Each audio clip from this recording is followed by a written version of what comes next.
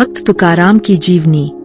तुकाराम का जन्म 1608 में पूना जिले के देहू नामक गांव में हुआ था।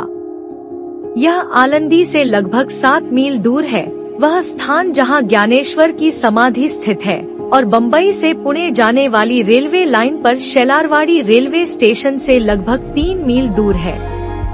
तुकाराम मोरे नामक व्यापारी वर्ग से संबंधित एक संपन्न शूद्र परिवार से थे। यह परिवार लंबे समय से देहू में बसा हुआ था।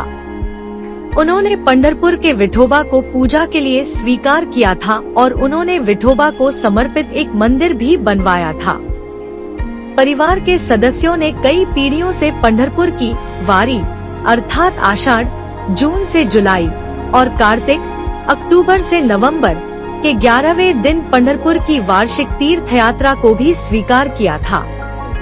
तुकाराम का बचपन लगभग घटनाहीन रहा। तुकाराम 3 भाइयों में दूसरे नंबर के थे। अन्य 2 के नाम सावजी और कान्होबा थे। सावजी की कोई सांसारिक महत्वाकांक्षा नहीं थी और पिता धार्मिक प्रवृत्ति के थे, इसलिए 13 वर्ष की आयु में ही परिवार का भार तुकाराम पर आ पड़ा। लगभग उसी समय तुकाराम का विवाह रुक्माबाई से हुआ, लेकिन चूंकि रुक्माबाई का स्वास्थ्य खराब था, इसलिए उनका शीघ्र ही पुणे की जीजाबाई से दूसरा विवाह कर दिया गया। तुकाराम ने घर का कामकाज संभाला और लगभग 20 वर्ष की आयु तक इसे सभी की संतुष्टि के साथ चलाया।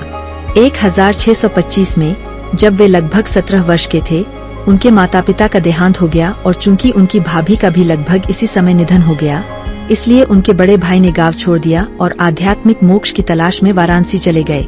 माता पिता की मृत्यु तुकाराम के लिए एक बड़ा सदमा थी और अगले 4 वर्ष 1626 से 1630 तक लगभग चक्रवाती प्रभाव वाले रहे।